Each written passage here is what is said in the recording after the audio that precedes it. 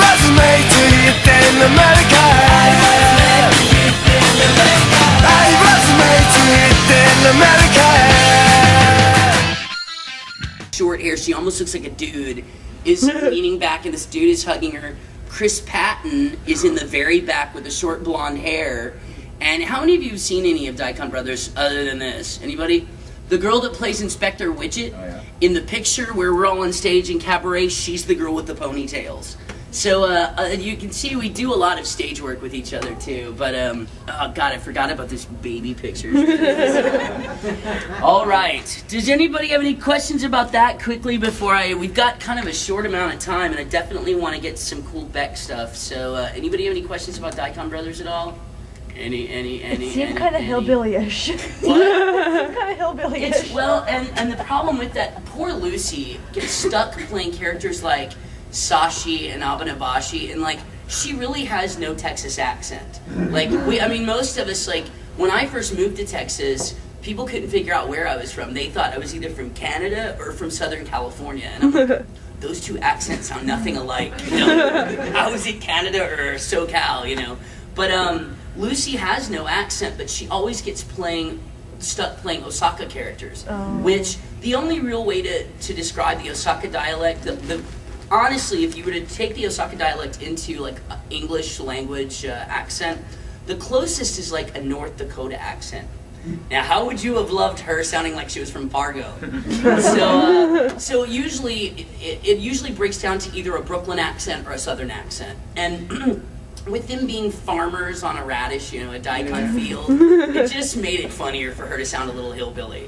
But it was hard because the voice that I was doing, I didn't want him to sound like Foghorn Leghorn. And with Lucy talking like this, it was really hard, like, Marco, get your ass! And like, it was really hard to keep him from sliding into a totally Southern accent. So, yeah, it does seem kind of hillbilly at times, but I think that's one of the reasons, like, all the cousin love jokes are so funny. The panda is phenomenal. Let me just, some of the people that you might not recognize that were in that, the panda is Kira Vincent Davis, who most people know as Valkyrie and UFO Princess Valkyrie, and she's done tons and tons and tons of stuff. Some other villains you can expect in the show. Monica Rial plays this lizard psychic woman who is actually based on a real life Japanese psychic who's a big fraud, and now she judges Iron Chef. Vic plays a shyster lawyer, and it's Vic doing his best Ross Perot impersonation. But like, Vic got super kudos because he had to sing in that voice. And like, singing in a character voice is really tough. Singing in Beck was easy because Beck is real close to my regular voice, but singing with Hideki's voice, it was just like, oh, I don't have to sing like that again, do I? Vic has the most obnoxiously hard voice to sing in the series, so he did an awesome job. Yeah, Iliad Scortiola that plays Gojo and Sayuki, he plays this like playboy villain. I mean, the villain, like, half of the love of this show comes from the villains are just weird. They're just totally out of left field. And the neat thing about the show, for Watanabe, a lot of people, by the second disc, they're like, okay, this show is pretty simple. You know, Ai-kon farmers, meet villain, go to the rental guy, kill villain. The last disc of the show is a wild ride. I have a lot of respect for Watanabe for ending, and it's a really short series. It's 3 discs. So, episodes 10, 11, and 12 totally changed the pace of the show, and it really offered a really cool ending. So, I highly recommend you see Ai-kon Brothers. With that in mind, I do have Beck. This is, how many of y'all have actually gotten to see the legitimate release yet, not the TV version? Seen on TV. I'll give you a reason to purchase. Aside from the fact that the limited edition is the coolest thing I've ever seen. Oh, the amp? Yeah. Oh, it's so cool. The coolest thing is it comes with a bunch of the Mongolian Chop Squad. If you look through the art books and stuff, have about 100 different logos. There's a million different MCS logos, and it's for Mongolian Chop Squad. Well, me and Johnny on Bosch were talking about it, and I was like, you know what would be really cool is if they made a sticker sheet like the Negama box, only they were all the logos, and you could like decorate your amp case. And so we were like, yeah, it would be really, really awesome. And we told them, and they're like, oh, we can't do that. I don't think we're going to be able to do that. Guess what's in the amp box? It's a sticker sheet full of the logos. So I'm like, okay, Greg, Hang on, I'm trying to get this open. So, like, I'm having a lot of fun with it. It's the only box set I've ever requested 2 copies of. They're like, why do you need 2 copies? I'm like, one for each side of my stereo. It's so punk rock looking. So, but the coolest thing to look for, and several people in the States have already lost theirs because they didn't know they were in there. Even though there's a sticker on the front that says it, there's a sticker saying they're stickers. I want to kill the guy that invented this little piece of crap. For Christmas, someone could find him and let me kick him. In each disc, you have to look carefully. There's a guitar pick, and each one of them is different. Like, each disc is a different guitar pick. And what I didn't know is they didn't. I told this story yesterday. They didn't make extras of any of them. So, like, this was the first pick. This was the promotional pick.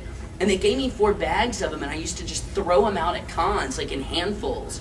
And a few months later, right before the release, I was like, hey, I need to get some more of those picks. And they're like, there are no more of those picks. Those are promotion. Those are like limited items. I'm like, what? I was like, I only have this 1 ghetto pick left. I was like, I didn't save any because I just, threw them out and gave them to people. Like, oh yeah, here's one. So hang on to these because they're. I thought, oh, surely they're gonna sell them as a set at the end of. The only way you can get the picks are in the discs. So that being said, because Beck is an easy show to bounce around in, I made a special preview disc that has the best of 1, 2, 3, 4, and 5. Instead of watching episodes 5, 7, and 10 or whatnot. Then if I can figure out how to do it on this projector, I have my iPod, and so many people ask me about us singing the music from Beck. Like, did y'all really sing it yourself? Is Brina Palencia hot? That has everything to do with the music. Of course. Well, at Anime Boston this year, we were asked to.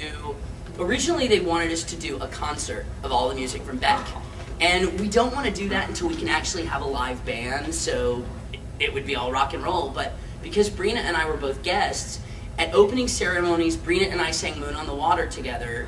And at closing, I sang Face and totally hosed the words. And we started a riot by putting a bunch of posters on the stage and going, come get them! That's all on video too. But the coolest thing is she and I sing Follow Me together. That was the very last thing for closing ceremonies. So if I can figure out how to make the projector do its thing, I'll play Moon on the Water, Face, and Follow Me. And you can watch me cause a riot when I give free stuff to fangirls. And they're like, the poor security guy got crushed against the front of the stage. I had to go hug him. I'm like, I'm sorry, dude. So let's see if my disc behaves. If not, I've still got the legit release, so. And Greg disappears. And I'll tell you a really retarded story about this disc, too. Neat to mention about this opening sequence. Yeah, it works. Okay, y'all laugh. Yeah, people think that's funny. Let me do this. One of the things about Beck that was such an incredible thing working on it, we didn't know how much of the show we were going to be allowed to keep. There were just legal nightmares on this show, and I'm doing good at watching my mouth today. I've let the shows cuss for me. There are so many legal issues that most fans don't think about. The very first image in the show, in fact, that sign, if you notice on the Much Music broadcast version, and if you notice on the release, the clown is not on the top of that sign. That is a replica of the Circus Circus sign in Vegas. And Circus Circus is absolutely litigious about their image being used. They will sue you at the drop of a hat. If you want proof of it, go back and watch Fear and Loathing in Las Vegas. Every pan across the Vegas skyline, there's only 1 billboard missing. There's only 1 casino sign missing. It's digitally removed from every shot in Fear and Loathing. We almost lost Kurt Cobain's image during the closing credits. And I'm like, please don't take out Kurt Cobain's image, it's one of the coolest things about the closing sequence. It never said Cobain, it just says Kurt, birth date, death date. So we were really lucky there. But so this check disc that you're seeing, you'll see 2 things. These are the raws that we actually check for mistakes, errors. So This is before the legal team got to it. So everything is still in here. The red box that sells sodas is still a Coke machine. The Circus sign is still in. But you will see these annoying little numbers rolling in the corner.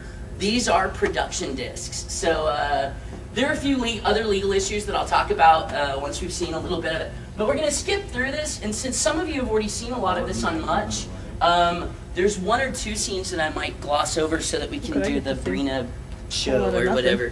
Okay. So, with Circus sign intact,